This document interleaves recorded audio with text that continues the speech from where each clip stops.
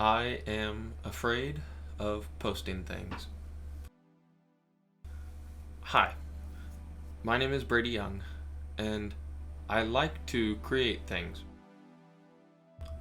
Well, I just not like to. It's kind of been the foundation of what has made me happy since I can remember. This can be as broad as forming memories with family as the event before us happens, or as specific as drawing a pencil sketch, to enacting out a storyline with friends and crafting a narrative. Stories have mattered to me in some fashion or another forever.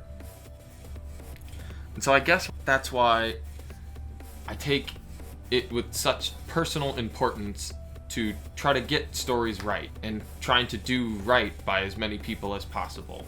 But stories done poorly just leave a bad taste in people's mouth, and I don't want to get that rough start.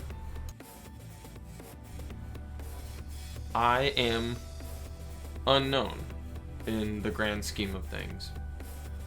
I search for my art to be seen, just as any artist does, but I realize my place in the matter.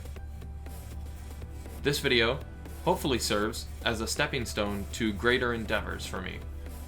Ones that have been in my mind for quite some time, but have never really found the right time to come out. There are a few creators as of late who have really given me a certain inspiration that I have not felt before, and this definitely deserves to be recognized, as the philosophies in these videos are really helping to drive that train forward for me. The video Everything is Television by Solar Sands, it speaks to a growing sense of isolation that is felt, especially made worse by social media and COVID. He speaks to a lot of the sentimentalities that I share, that the essence of most things comes down to the interaction with others involved. This is a message for all introverts. Going out there is going to be painful. It is going to hurt. A lot. It is not some cakewalk, and it doesn't suddenly get better. But sitting there rotting away with no impact on the world besides staring at little entertainment modules on a screen, that's no way to live. Be prepared to hurt, but when it comes to life, what doesn't hurt? You will try to connect, you will try to understand, you may never will. But you have to try. You have to try and break this cycle. I'll probably go out again, trying to connect. I'll give you guys an update if I do. Because what else are you supposed to do? There isn't anything else you should do. There isn't anything else you can do but substitute the guaranteed meaningless suffering for the potentially meaningful suffering. Because sometimes you aren't just watching TV anymore. There are rare, precious moments where you're actually experiencing something. Where you're fully there. If I could go back in time to about a year ago when I thought I had a chance at breaking my isolation completely, I wonder what I would tell myself. Would I say, don't waste your time trying? Or dream big? It's time to turn off the TV.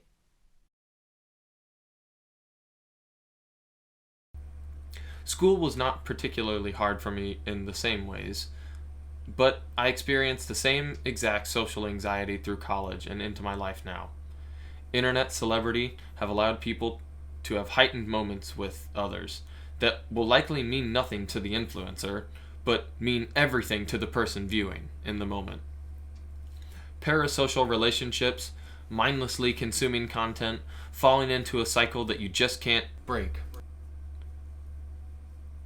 Disney Channel's theme, A History Mystery by Defunctland. A documentary from a well-established channel that, after an incredibly deep dive into a niche topic not many people have spent much thought on, still goes on to pull at your heartstrings and attempt to define what is content.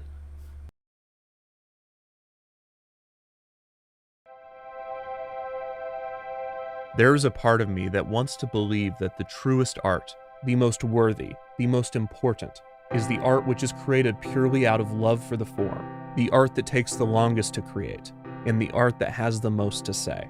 That the music played in concert halls must be better than the music written for commercials.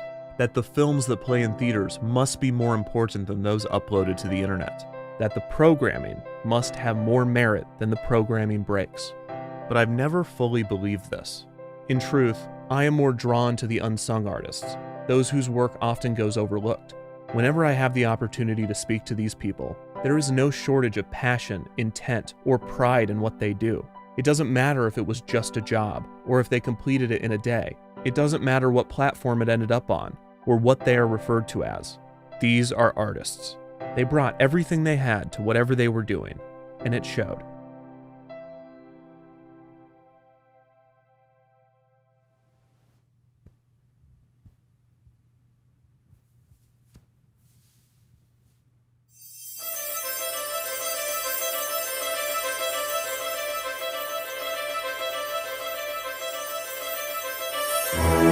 In the end, the production of a work is only half of the process, and maybe all that matters is that someone, somewhere, got something from whatever you created. And in the case of the Disney Channel mnemonic, that is indisputable. In the minds of thousands, if not millions of people, this music evokes feelings and memories, often long lost. This sound has the ability to bring back anything from the feel of carpet to the color of walls. It could return one's mind to a happy childhood, or represent a safe reprieve from a difficult one. It could be a symbol of a relationship with a sibling, or a parent, or a friend. It could even inspire future artists. All from a sound.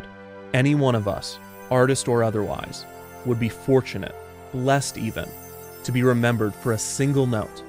So what a monumental achievement it is to be remembered for 4.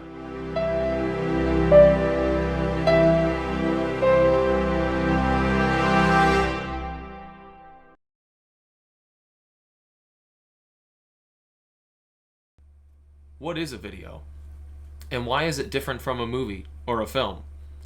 These labels of people and work are a driving force into the hurrying sickness, a commoditization of time and effort on a scale we have not yet seen before in humankind.